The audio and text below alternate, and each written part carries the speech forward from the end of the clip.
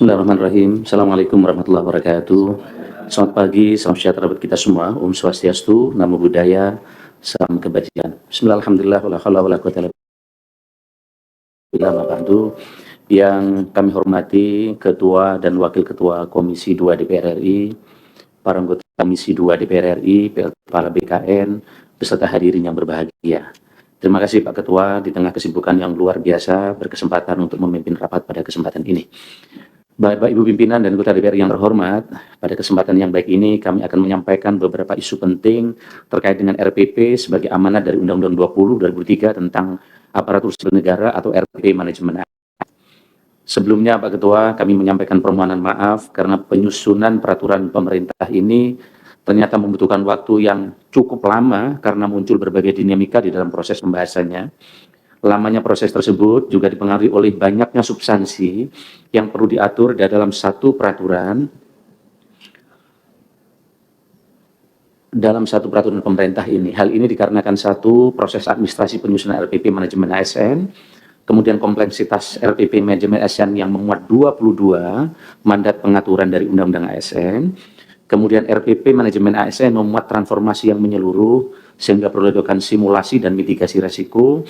Setelah transformasi manajemen ASN berkaitan dengan kewenangan lintas sektor sehingga ini menyebabkan lama termasuk terkait dengan tunjangan dan seterusnya. Bapak Ibu pimpinan anggota DPR yang kami hormati, selanjutnya kami akan menjelaskan terkait ruang lingkup RPP ini yang nanti secara teknis saya minta PLT Deputi SDMA untuk menyampaikan secara lebih rinci.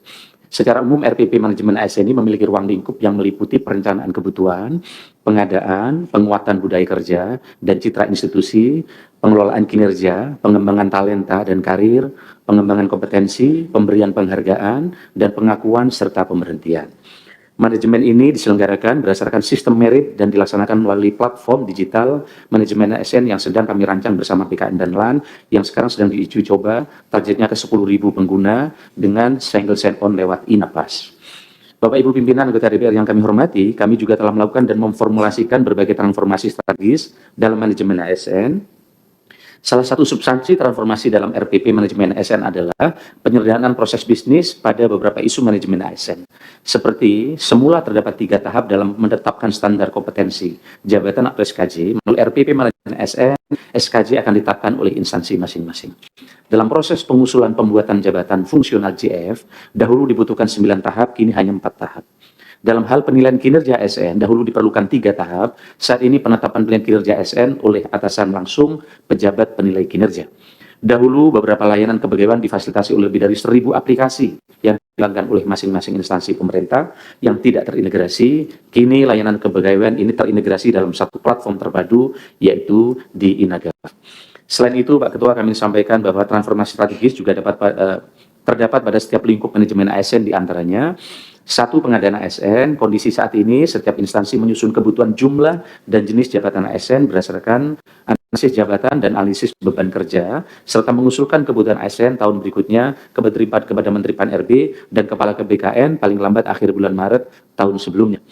Perubahan pengaturannya, pengadaan dilakukan secara fleksibel, penyelesaian tenaga non-ASN, ex-THK2, tenaga non-ASN yang terdaftar dalam database BKN, dan pegawai yang bekerja di instansi pemerintah, termasuk guru dan nakes, serta bidan pendidikan tahun 2023. Sehingga urusan bidan pendidikan yang kemarin sudah jadi masalah, sekarang juga telah kita berikan format penyelesaiannya, dan pengangkatan P3K paruh waktu.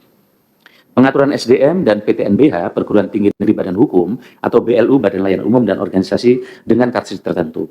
Kondisi saat ini, pengaturan terhadap SDM pada PTNBH, BLU atau BLUD, pegawai setempat dan organisasi dengan karakteristik tertentu sesuai dengan pengaturan ASN, sehingga sulit merekrut SDM sesuai kebutuhan. Perubahan pengaturan adalah pengaturan terhadap SDM dan PTNBH, BLU, BLUD, pegawai setempat dan organisasi dengan karakteristik tertentu dapat dilakukan sesuai kebutuhan organisasi yang berasal dari tenaga profesional seperti dokter, dosen, atau pegawai setempat, tenaga ahli, dan sebagainya. 3, pengangkatan P3K dalam mengisi jabatan untuk mendaftar PNS. Kondisi saat ini pengadaan P3K untuk mengisi JPT kamar tertentu, JPT madya tertentu, dan jabatan fungsional. 2, P3K tidak dapat melamar menjadi PNS jika belum menyelesaikan masa perjanjian kerja minimal 90%. Tetapi kemudian sekarang ada perubahan pengaturan di mana pengadaan ASN dapat dilakukan melalui mobilitas talenta, pengadaan P3K untuk mengisi JPT utama tertentu, JPT madya tertentu, JPT pratama tertentu, jabatan fungsional dan jabatan pelaksana, dan P3K dapat pelamar menjadi PNS jika sudah bekerja 1 tahun, serta mendapatkan persetujuan dari pimpinan unit kerja di tempat bekerja saat ini. Yang keempat, pengembangan kompetensi ASN. Kondisi saat ini pengembangan kompetensi adalah hak bagi pegawai ASN dan belum terlihat kewajiban instansi dalam pengembangan kompetensi pegawainya. Peran instansi pemerintah dalam penyelenggaraan pengembangan kompetensi belum terkoordinir. Sekolah kader diproyeksikan untuk menduduki jabatan administrator. Perubahan pengaturannya adalah pegawai ASN wajib mengembangkan kompetensi dan instansi wajib mengembangkan budaya belajar, learning culture. Yang kedua adalah pembelajaran dapat dilakukan dengan pembelajaran lampau atau RPL dan pengalaman serta penyertaan kompetensi seperti diklat kepemimpinan teknis dan sebagainya. 5. Status pangkat pada saat tugas di luar instansi. Kondisi saat ini PNS yang ditugaskan ke luar instansi pemerintah atau menjadi pejabat negara tidak dapat diakui hak-hak pegawainya sehingga tidak dihitung sebagai masa kerja dan tidak dapat kenaikan pangkat. Perubahan pengaturannya adalah PNS yang ditugaskan ke luar instansi pemerintah atau menjadi pejabat negara tetap diakui hak-hak kepegawaiannya atau argunya tidak di-freeze kepangkatannya. 6. Cuti pegawai. Kondisi saat ini, cuti melahirkan hanya diberikan bagi ASN wanita, cuti bagi P3K yaitu cuti tahunan, cuti melahirkan, cuti sakit, dan cuti bersama. 3. Cuti melaksanakan ibadah haji, masuk dalam kategori cuti besar, minimal masa kerja 5 tahun. Perubahan pengaturan, cuti melahirkan anak diberikan sesuai dengan Undang-Undang KIA, di mana ASN pria diberikan untuk mendampingi istri melahirkan. Cuti bagi P3K yang cuti tahunan, cuti melahirkan, cuti sakit, cuti bersama, cuti karena alasan penting. 3. Cuti melaksanakan ibadah haji masuk dalam kategori cuti karena alasan penting, tidak ada minimum masa kerja. 7. Pemberhentian ASN. Kondisi saat ini tidak ada pemberhentian bagi ASN yang tidak berkinerja. Perubahan pengaturan pemberhentian karena tidak berkinerja jika predikat kinerja tahunan pegawai bernilai kurang 2 tahun berturut-turut atau predikat kinerja tahunan pegawai bernilai cukup 3 tahun berturut-turut. Berikutnya, digitalisasi manajemen ASN. Kondisi saat ini sistem layanan manajemen ASN yang belum terintegrasi. Ada ribuan aplikasi terkait dengan ini. Perubahan pengaturan telah dibangun digitalisasi manajemen ASN sesuai dengan mandat Undang-Undang 20 2023 melalui portal nasional terintegrasi dan interoperability sistem informasi aplikasi yang selama ini terpisah-pisah di Kemenpan RB, di BKN, dan LAN, dan berorientasi kepada layanan ASN centric. Kedepannya, secara bertahap, aplikasi sejenis yang ada di KLD dapat diintegrasikan, dieliminir sehingga menjadi lebih efisien dan efektif. Integrasi dengan Digital ID atau INAPAS yang sekarang terus dilakukan uji coba sehingga lebih memudahkan ASN, lebih aman, secure karena satu pintu lewat INAPAS dengan Digital ID dibanding sekarang banyak pintu yang dari aspek keamanannya sangat rentan. 9. Bapak Ibu yang kami hormati, anggota DPR yang terhormat, pemerintah telah menyiapkan kebutuhan ASN tahun 2024 sejumlah 2,3 juta, terdiri dari 429.108 untuk instansi pusat, 1,8 juta untuk instansi daerah, 6.000 CPNS lulusan sekolah kedinasan, dan kebutuhan instansi daerah terdiri dari 483.500 CPNS daerah yang akan dibuka untuk lowongan teknis 1,3 juta, P3K daerah yang akan dibuka untuk guru, nakes.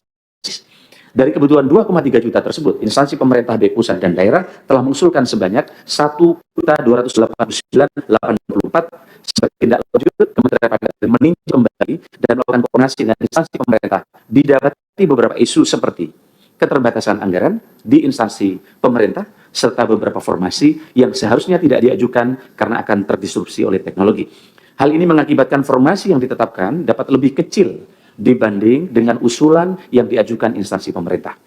Secara rinci, berikut ini merupakan usulan kebutuhan ASN per 27 Agustus 2024. Pada dasarnya pemerintah sudah mengupayakan penyelesaian non-ASN melalui 3 peraturan. 1. Kemenpan RB 347 2024 tentang mekanisme seleksi P3K 2024, Kemenpan RB 349 2024 tentang mekanisme seleksi pegawai P3K untuk JF Kesehatan, dan 3. Kemenpan RB 348 2024 tentang mekanisme seleksi P3K untuk JF Guru di instansi daerah. Dengan demikian penyelesaian non-ASN ini sebenarnya tidak harus menunggu RPP selesai, tapi prosesnya telah berjalan.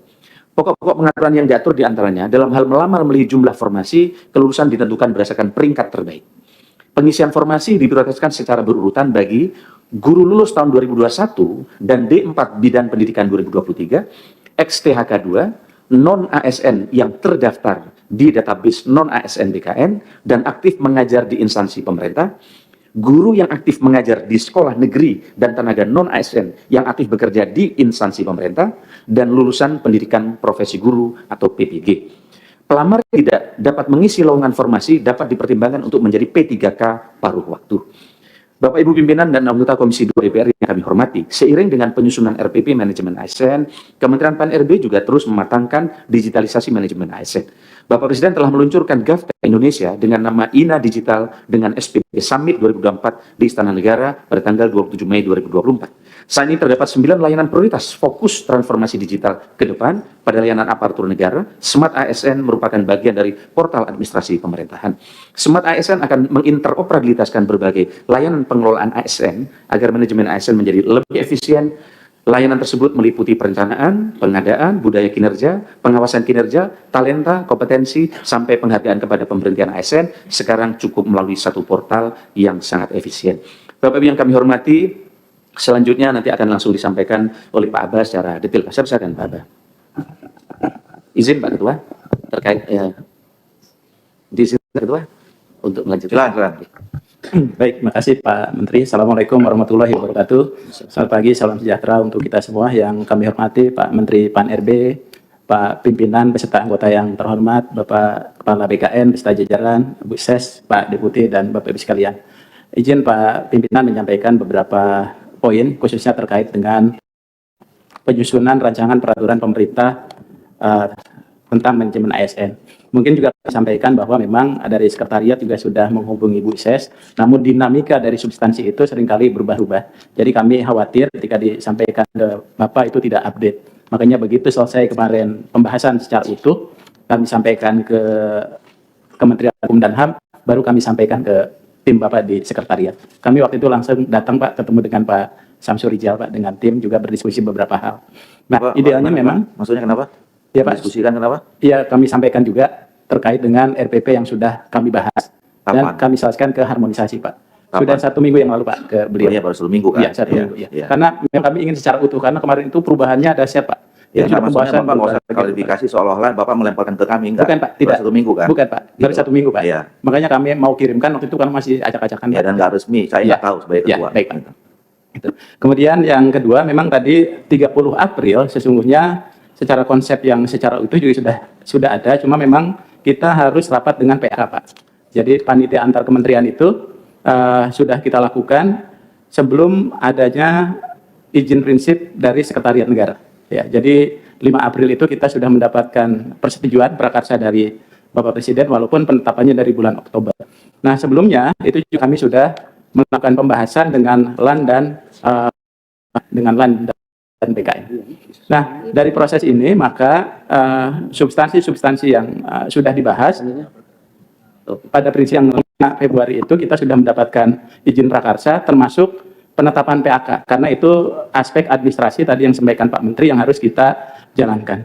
Dan pembahasan itu sudah dilakukan sampai dengan 15 Agustus 2024. Dan Pak Pimpinan kami laporkan bahwa proses ini juga yang menentukan itu tidak Kemenpan sendiri, tapi ada BKN, ada LAN, ada Kementerian Dalam Negeri, ada Kementerian Keuangan, ada Kementerian Hukum dan HAM, dan juga ada Kementerian Sekretariat Negara.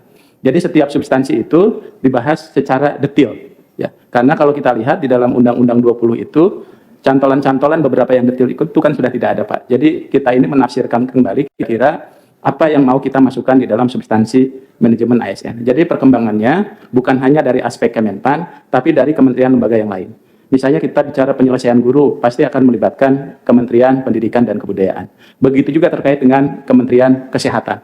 Jadi substansi itu akhirnya terjadi banyak perubahan-perubahan. Tapi alhamdulillah kami sudah mengirimkan ke Kementerian Hukum dan HAM untuk harmonisasi Pak, sehingga nanti penyelesaiannya akan lebih cepat. Nah kemudian di dalam pasal ini cukup banyak di dalam RPP manajemen ASN ini, itu ada 8 bab dan 328 pasal. Nanti kami laporkan juga kepada pimpinan bagaimana penyelesaian untuk tenaga non-ASN ya Pak. Kemudian ini kurang lebih ruang lingkupnya. Kemudian tadi dinamika yang disampaikan Pak Menteri, proses administrasi yang kami sampaikan, kita harus dengan PAK dan sebagainya. Tapi kami terima kasih kepada Pak Pimpinan karena sudah memberikan tenggat waktu sehingga ini lebih cepat dari regulasi sebelumnya. Ya, di mana regulasi dulu mandat Undang-Undang 5 itu 2 tahun tapi penyelesaiannya 5 tahun.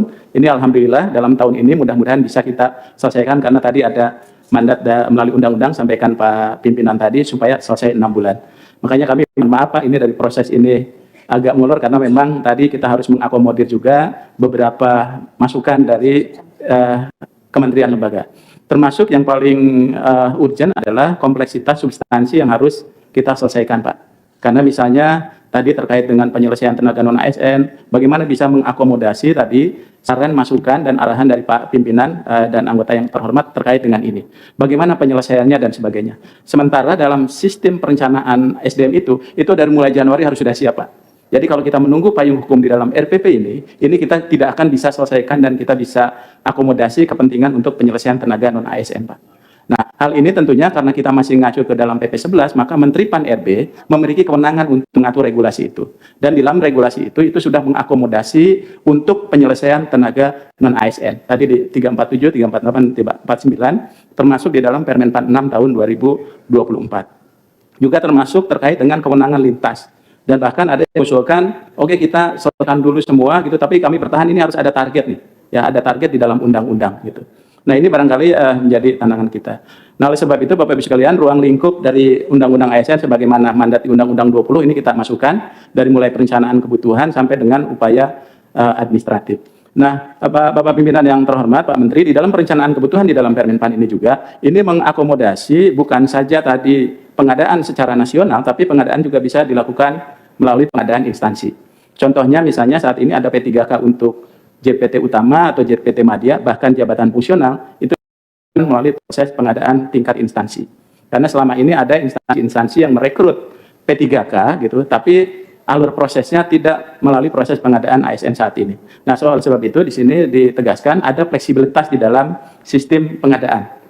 Sekarang ini kita sedang melakukan CPNS, kemarin sekolah kedinasan juga sudah bisa dilakukan, dan nanti di bulan September-Oktober ini untuk pengadaan pegawai pemerintah dengan perjanjian kerja. Nah, oleh sebab itu tadi pengadaan instansi itu mungkin menjadi salah satu solusi juga apabila di dalam sistem pelaksanaan pengadaan secara nasional ada jabatan-jabatan yang tertinggal Pak, yang tidak terpenuhi sehingga fleksibel Pak Pimpinan itu nanti bisa kita lakukan di sana. Nah, alur pengadaan ini mungkin nanti yang menjadi arah kebijakan kita dan prosesnya juga bisa lebih mempercepat untuk kita mendapatkan ASN-ASN kita.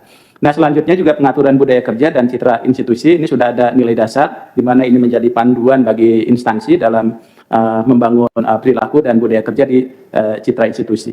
Nah, kegiatan-kegiatan ini wajib dilakukan ya untuk mewujudkan upaya internalisasi nilai-nilai dasar ASN, kode etik, perilaku di lingkungan instansi pemerintah. Nah, terkait dengan pengelolaan kinerja, ini tadi disampaikan oleh Pak Menteri juga, ada simplifikasi di dalam pengelolaan kinerja. Dan pengelolaan kinerja ini nanti akan dikaitkan dengan penghasilan dari setiap aparatur sipil negara. Sehingga kinerja itu menjadi bagian penting dasar di dalam sistem penggajian, pemberian insentif, dan termasuk juga pengembangan karir. Nah, oleh sebab itu, kalau dulu yang dihukum itu adalah PNS yang nakal-nakal saja, kalau saat ini dengan penilaian kinerja saat ini, yang PNS yang tidak berkinerja pun termasuk bisa mendapatkan hukuman tingkat berat, salah satunya diberhentikan dari aparatur sipil negara. Kemudian sistem karir yang dibangun adalah penyelenggaraan manajemen talenta. Jadi BKN nanti akan melakukan asesmen terhadap seluruh aparatur sipil negara, sehingga nanti kita punya basis data tentang talenta aparatur sipil negara. Sekarang ini secara bertahap sudah dilakukan pemetaan terhadap kompetensi dan kinerja dari aparatur sipil negara. Begitu juga basis di dalam PP ini, Pak Pimpinan, untuk teman-teman TNI. Jadi TNI bahkan Polri yang akan masuk ke dalam jabatan ASN, basisnya itu harus talenta di Polri. Jadi orang-orang terbaik yang dibutuhkan kompetensinya di aparatur sipil negara itu bisa dilakukan resiprokal terhadap kedua jabatan itu dengan keseimbangan antara jabatan satu dengan jabatan lainnya. Kemudian talenta itu tentunya basisnya dari kualifikasinya, ASN harus memiliki kualifikasi sehingga ada program tugas belajar, retensi, dan sebagainya. Termasuk juga kompetensi kinerja, tapi dengan memperhatikan kebutuhan instansi pemerintah. Nah, dari program talenta ini, maka pengisian jabatannya itu dilakukan melalui mobilitas talenta. Sehingga perpindahan jabatan tidak harus ketika ada gap kekosongan dalam satu jabatan, itu tidak harus melalui proses pengadaan CPNS. Tapi bisa juga menggunakan mobilitas talenta, bisa di dalam satu instansi, antar instansi, bahkan keluar instansi pemerintah. Nah, kemudian tadi karena kita ada platform digital Smart ASN, maka sistem pembelajaran ini diharapkan bisa keseluruhannya terintegrasi. Termasuk juga pengembangan kompetensi nanti yang akan dikembangkan dan dikelola oleh lembaga administrasi negara yang diberikan mandat untuk mempermudah akses pembelajaran bagi ASN. Nah, di sini melalui program platform digital Smart ASN tadi nanti akan banyak konten-konten pembelajaran, termasuk juga EPL, termasuk juga penyetaraan terhadap diklat kepemimpinan, diklat teknis maupun diklat fungsional. Sehingga nanti ASN itu tidak dibebani oleh 2-3 diklat sebagai syarat jabatan, tapi bisa disetarakan jenis jabatannya. Kemudian yang terkait dengan penghargaan dan pengakuan pegawai ASN, ini sejalan dengan Undang-Undang 20 2023, maka penghasilan kita akan lebih kompetitif tergantung kepada kinerja. Termasuk bukan saja aspek kesejahteraan itu menyangkut uang, tapi juga ada tunjangan, jaminan sosial, lingkungan kerja, pengembangan diri, dan juga bantuan hukum yang akan diberikan kepada aparatur sipil negara. Sehingga mungkin dengan penghargaan dan pengakuan pegawai yang lebih komprehensif ini akan menjadikan ASN kita lebih kompetitif, termotivasi, kemudian juga bisa memberikan jaminan terhadap kebutuhan dasar yang adil dan layak bagi aparatur sipil negara. Izin Pak Pimpinan, kami juga laporkan terkait dengan penegakan disiplin. Kami juga sudah sering membahas bagaimana kewajiban ASN kita untuk menjaga NKRI, untuk menjaga Pancasila, dan sebagainya, termasuk penekanan netralitas aparatur sipil negara, baik di pusat maupun di daerah. Dan bagi mereka yang tidak menaati kewajiban, maka akan dikenakan pelanggaran disiplin dan juga dijatuhi hukuman disiplin sesuai dengan tingkatan pelanggaran yang diberikan. Di sini juga Pak Pimpinan dan Bapak Ibu sekalian, dalam RPP juga mengatur bagaimana aparatur sipil negara yang akan mengundurkan diri. Jadi prosesnya juga di sini diatur sehingga nanti negara tidak rugi ketika dia sudah masuk, kemudian dia mengundurkan diri.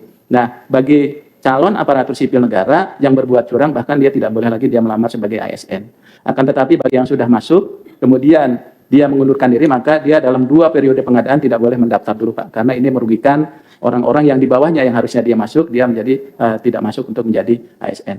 Kemudian ini pemberian di atas permintaan sendiri, ini juga masuk di dalam RPP ini, termasuk juga kita mengakomodasi di PP disiplin sebelumnya, ya, termasuk tidak boleh menjadi anggota atau pengurus parpol. Jadi di sini sudah ditegaskan hukuman-hukuman apa yang akan diberikan kepada aparatur sipil negara yang melakukan pelanggaran disiplin.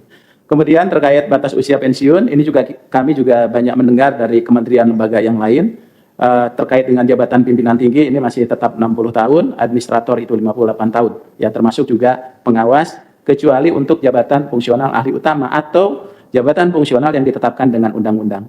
Misalnya guru, dosen, jaksa itu masih mengikuti undang-undang sektor yang mengatur batas usia pensiun jaksa dan sebagainya. Kemudian terkait dengan pemberhentian sementara, kita juga memberikan ruang kepada ASN, ya, khususnya bagi mereka yang diangkat menjadi pejabat negara, komisioner, dan sebagainya, itu tidak kehilangan statusnya sebagai pegawai negeri sipil, karena mereka itu penugasan, Pak. Jadi, kalau dia sudah jadi guru besar, maka ketika jadi pejabat negara, maka akan kembali di usia 70 tahun. Agar apa? Agar kita tidak kehilangan para profesor, Pak. Jadi, kalau dulu pensiunnya 58 tahun, reform yang dilakukan oleh Pak Menteri salah satunya diberikan keleluasaan untuk tetap berkarya atau menduduki sebagai pejabat negara, tapi dengan batas usia pensiun di jabatan fungsionalnya, ya, baik jabatan fungsional ahli utama maupun dia guru besar. Nah, bagi pegawai ASN yang ditahan karena menjadi tersangka, maka apabila dia tidak diproses lebih lanjut, maka bisa diaktifkan kembali sesuai dengan lowongan jabatannya. Kemudian upaya administratif juga diberikan kepada aparatur sipil negara yang memang tadi dijatuhi hukuman, kemudian boleh menyampaikan keberatan. Ya, apakah itu keputusannya oleh pejabat penilai, maka diajukan kepada atasannya. Namun apabila keberatannya kepada pejabat yang berwenang, maka ini diajukan kepada pejabat pembina kepegawaian. Nah, dalam PP ini, izin Pak Pimpinan, banding administratif melalui Badan Pertimbangan Kepegawaian, saran dari BKN dan kementerian lembaga lain, ini tetap ada, Pak, supaya proses sengketa kepegawaian itu tidak langsung ke pengadilan. Jadi akan diselesaikan dulu di internal instansi pemerintah. Sehingga ini juga akan meringankan dari pengadilan ketika melakukan penyelesaian untuk itu. Ya. Kemudian yang terkait dengan perkembangan profil ASN, ini barangkali Bapak Ibu sekalian, sebagaimana di awal sudah disampaikan bahwa penataan tenaga non-ASN itu prinsipnya tidak ada PHK massal, tidak mengurangi pendapatan, menghindari pembengkakan dan sesuai dengan regulasinya. Karena harus sesuai dengan regulasi, maka Kementerian Pan-RB menyiapkan regulasi-regulasi ini di awal, Pak. Ya. Dan sesuai dengan PP 11 memungkinkan Kementerian Pan-RB dalam hal ini Menteri PAN mengeluarkan regulasi terkait dengan penyelesaian tenaga non-ASN. Ditambah dengan penguatan dari Undang-Undang 20/2023. Nah, kebijakan ini tentunya fokus kita karena yang lebih besar itu guru dan nakes dan itu menjadi kebutuhan dasar, tentunya ini menjadi prioritas. Termasuk juga penyelesaian tenaga non-ASN yang memang sudah dimandatkan oleh Undang-Undang 20/2023. Nah, kalau kita lihat dari data non-ASN BKN ini, tentunya dari 2,3 juta itu 571.000 itu sudah menjadi PNS dan P3K. Tersisa itu 1,7 dari data non-ASN. Nah, sesuai dengan kesepakatan Pak Pimpinan dan Pak Menteri Pan-RB, tentunya penyelesaian ini menjadi tanggung jawab salah satunya Menpan menyiapkan kebijakan-kebijakan yang memang harus diselesaikan. Dan koordinasi ini juga kami sudah koordinasikan dengan Pusat, Kemendikbud, Ristek, Kemenkes, dan sebagainya. Nah, kemudian ingin sampaikan Bapak Ibu sekalian, walaupun formasi tadi yang disampaikan bahwa tidak penuh, namun secara kebijakan ada 4 prioritas yang dilakukan, Pak. Yang pertama XTHK 2, pertama non-ASN yang terdaftar di database BKN, yang ketiga adalah tenaga non-ASN yang masih aktif bekerja, Pak. Jadi yang aktif bekerja itu tetap diberikan kesempatan untuk mengikuti tes. Dan tes ini nilainya itu tidak menggunakan nilai ambang batas, tapi menggunakan peringkat terbaik. Sehingga yang harus kita dorong itu adalah pemerintah daerah supaya mengumpulkan tenaga non-ASN-nya yang aktif bekerja untuk bisa mengikuti seleksi P3K tahun 2024. Ini dasar-dasar hukumnya ini sudah kita siapkan karena kalau kita menunggu di RPP itu, kami khawatir ini tidak ada payung hukum untuk penyelesaian tenaga non-ASN, Pak. Walaupun tadi kami sepakat arahan Pak Pimpinan seharusnya ada di dalam namun ini saran bukan hanya dari kami, tapi juga dari tim PAK, Pak. Ini harus kita selesaikan lebih dulu, sehingga dengan kewenangan Menteri Pan-RB ini kita bisa selesaikan. Barangkali ini Pak Pimpinan, Pak Menteri yang kami sampaikan. Terima kasih. Assalamualaikum warahmatullahi wabarakatuh. Pak Pimpinan yang saya hormati, perlu kami sampaikan tambahan sedikit kaitannya dengan rancangan peraturan pemerintah tentang manajemen aparatur sipil negara. Jadi pada prinsipnya BKN diberikan kewenangan menurut RPP itu ada beberapa substansi yang kiranya bisa memberikan penjelasan yang berkaitan dengan regulasi yang bersifat teknis, mulai dari pengadaan, kinerja, disiplin, dan pengawasan pengendalian. Kami sampaikan kepada Bapak Pimpinan bahwasannya sambil menunggu ditetapkannya peraturan pemerintah, BKN juga sudah menindaklanjuti peraturan Menpan dan surat edaran Menpan yang tentunya bisa menyelesaikan permasalahan atau mandat dalam undang-undang karena memang apabila tidak diterbitkan Permenpan maupun SE-nya tentu akan mengalami stuck dalam pelaksanaan pembinaan aparatur sipil negara. Sehingga BKN menindaklanjuti dengan regulasi yang bersifat teknis, terutama kaitan pengadaan CPNS, P3K yang mulai hari ini sudah dilakukan pendaftaran bagi para pelamar dan nanti insya Allah akan dilanjutkan dengan seleksi kompetensi dasar, kompetensi bidang, dan seleksi lainnya yang diperlukan. Yang berkaitan dengan pengawasan pengendalian, tentu kita sudah mempersiapkan untuk pengalian tugas fungsi dari Komisi Aparatur Sipil Negara ke BKN, terutama mengenai pengawasan sistem merit, netralitas pegawai negeri sipil, dan etik. Juga dalam rangka pemberian rekomendasi seleksi terbuka untuk jabatan pimpinan tinggi. BKN juga sudah mempersiapkan dari sistem teknologinya untuk pembangunan manajemen talenta, kemudian juga untuk portal karir PNS, juga persiapan untuk pemindahan ke IKN. Jadi semuanya sudah kita siapkan sambil menunggu ditetapkannya peraturan pemerintah tentang manajemen aparatur sipil negara. Tentu untuk menindaklanjuti ini kami bersama dengan Pak Menteri dan jajaran Kemenpan RB selalu berkoordinasi untuk bisa mengisi dan regulasi-regulasi yang diperlukan sambil menunggu sekali lagi ditetapkannya peraturan pemerintah tentang manajemen aparatur sipil negara. Demikian Bapak Pimpinan yang saya hormati, dan dari kami kurang lebihnya mohon maaf. Wabillahi taufiq wal hidayah. Assalamualaikum warahmatullahi wabarakatuh.